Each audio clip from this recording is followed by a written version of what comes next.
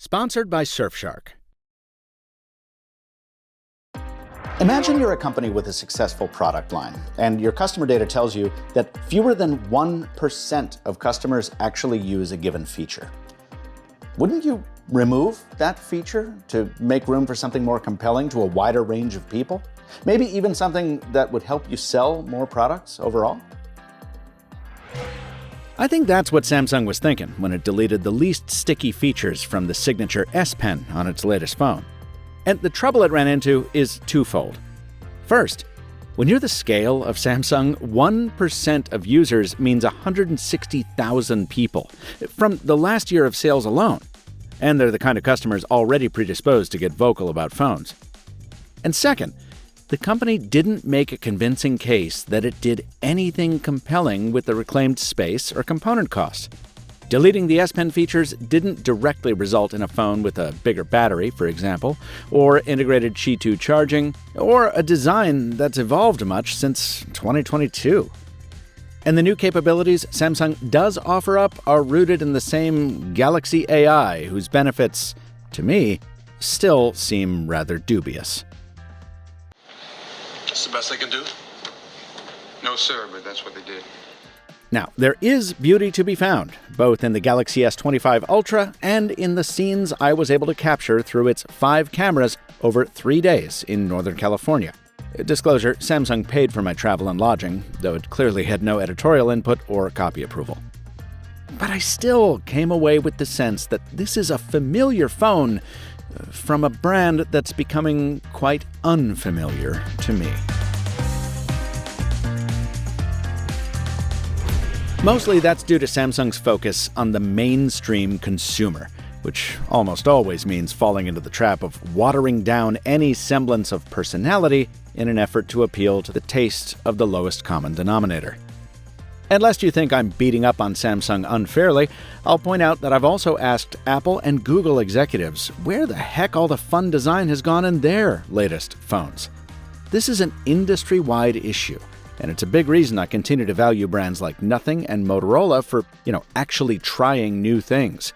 Phones can and should still be fun. That said, there are pragmatic benefits to Samsung's slight design tweaks for 25 Ultra, starting with ergonomics. These rounded corners may be more generic, but they are also positively more comfortable. Just ask those of us who actually sprouted calluses from the corners on the prior model. Adding to the comfort is a 6% reduction in mass that's somehow actually noticeable, and the perennial slimmer bezels that give the screen 1 more tenth of an inch on the diagonal. Insanely dull developments, yes, but the rationale is something I find interesting. Samsung tells me this slimming was done both to appeal to more non-male customers and also to make the phone more svelte, specifically when put into a case.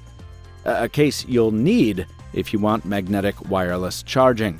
Samsung follows OnePlus in omitting the magnets from the phone itself to save weight and thickness. Don't ask how Apple does it, I guess. The only other thing to cover on the enclosure is the cover glass. It's Gorilla Armor 2, with 29% greater fracture resistance versus last year, so that plus the titanium frame should make for a durable device. Thanks to its partnership with Google, Samsung is ahead on AI, which is good considering how heavily this phone relies on AI to sell itself. And while yes, I remain intensely skeptical about this hype bubble, I have to admit that the demos were more convincing this year. My buddy Chris Velasco of The Washington Post is the last person you want to talk to your AI phone because he's so well versed in the art of the comic non sequitur. Nevertheless, when he pointed the Ultra at a cafe menu written in French and asked for suggestions suited to his palate, no, but I really hate soup. It makes me very angry. Are there non-soup dishes I can have here? Are there soups? I don't know. Google Gemini hung in there. Just to be clear, there aren't any soups on the menu. But there are some other options besides the steak and prawns that would be low in carbs, like the steak or the grilled prawns. Outstanding.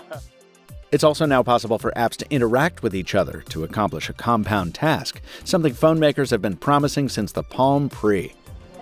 Hey, can you find out when the next 5 Golden State Warriors home games are and add those as an event in my calendar? It's like, oh, it's all this from my end. I guess so. Okay. You want to create these 5 events. Do you want to go ahead and create them right now? Yes, and can you also set an alarm for 2 hours before each of these events?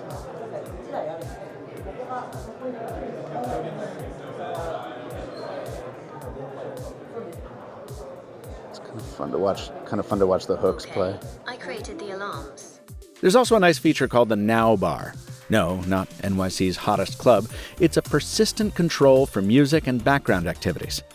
When tapped, it brings you into a kind of briefing of the moment that's very thin at press time and hopefully gets fleshed out with more relevant info from your apps and services. Though I will point out that I always say that about Samsung-specific features, and rarely do developers show up in the numbers needed to truly flesh them out.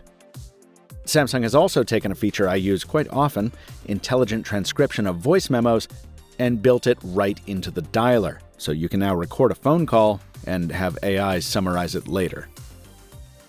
But even if you're bullish about AI, these features aren't reasons to buy this particular phone, because most of them aren't exclusive to it. Nick Sutrick over at Android Central used the same multi-extension prompts to execute commands across apps on the OnePlus 13, and I confirmed much of the same on the Razr Plus. Other tidbits from the demo area included an exploded view of the Ultra, showcasing the tiny main board, anchored by the requisite supercharged Snapdragon processor, cooled by a bigger vapor chamber, specs, and a portrait zone, where I could experience the dubious delights of AI caricature. I will never use an avatar like this. Am I so out of touch? No, it's the children who are wrong. One thing notably absent from the demos, the aforementioned S Pen, which has taken a big step back in capabilities to 2018.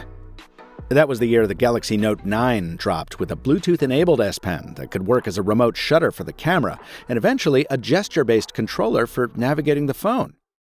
Samsung says these days you can trigger the camera just as easily with a Galaxy Ring or Galaxy Watch, and fewer than 1% of its customers used the pen for this purpose. To be clear, the pen can still do all the fancy tricks that don't depend on Bluetooth. Hover previews, all those levels of pressure sensitivity, precision selection. This is not a sudden downgrade to, like, a Moto G stylus. But Samsung pulled off nothing short of magic by packing a gyro and capacitor and Bluetooth stack into a pen small enough to stuff into a phone. Imagine what it could have achieved if it continued to iterate on that audacious feat. Novel game controls, different input methods, more mobile art tools, you name it. Instead, the company made its $1,300 phone less noteworthy. And meanwhile, ancient annoyances persist. I've been begging for Samsung to make its hover scrolling feature work across more apps since the Galaxy Note 2. But despite the tight relationship with Google, it still doesn't even work across all stock Android apps. Also gathering dust, DeX, the desktop experience Samsung debuted in 2017 that turns your phone into a laptop. Or it would, if the company would just fix a handful of annoyances that have persisted since I last did a DeX deep dive in 2021. NextDock makes this laptop hardware, by the way, and was kind enough to send this review sample in time for me to use it in San Jose. I'll drop a link below if you want to learn more about it. But I can't recommend any DeX solution right now, because it's entirely possible it'll go the way of the fancy S Pen.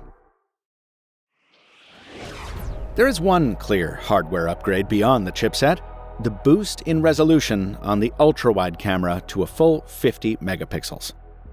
Now, I had stayed in downtown San Jose before, and I knew there was precious little to capture in this clean but anodyne city center, rich in street art but lacking in apparent inhabitants.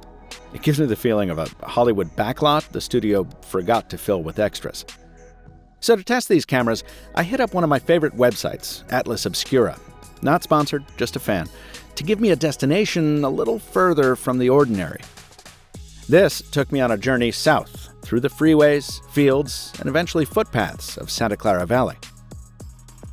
Here, between the gentle babble of Coyote Creek and the barely perceptible hum of the nearby 101, an unnamed artist has placed a plaque at the dead center of the valley, better known for the silicon that now defines it.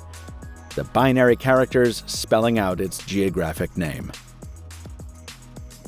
The camera didn't surprise at any point. I like the new attitude indicator in the heads-up display, and true cinematographers like Mark Lansangan can make its new log profiles truly sing. But if you're shooting from the hip like me and most people, you'll still need to manually crank down the exposure for pretty much every clip, as Samsung still seems to believe that bright equals beautiful. Next, since I was already far enough south to justify a side quest, I paid an overdue visit to Santa Cruz. I became obsessed with this town thanks to the cracker song Big Dipper.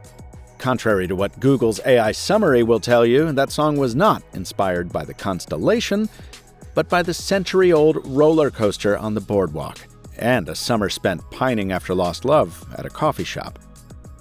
Well, that particular shop was destroyed in the Loma Prieta earthquake of 1989, but there's a lovely place called Lulu Carpenter's right next door.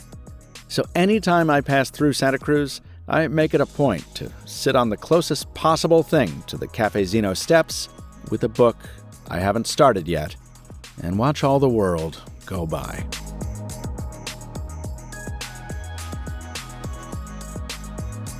The final camera feature I'll call out is the audio scrubber, now built right into the phone's video editor. The idea being that in an environment with a lot of background noise, you can remove that digitally instead of waiting for people to be done drilling or angle grinding or sanding or babies to stop crying or dogs to start barking, etc. Okay, I'll shut up for the last few samples, and then we'll bring it home. Yes! Look at that upgrade. Bam!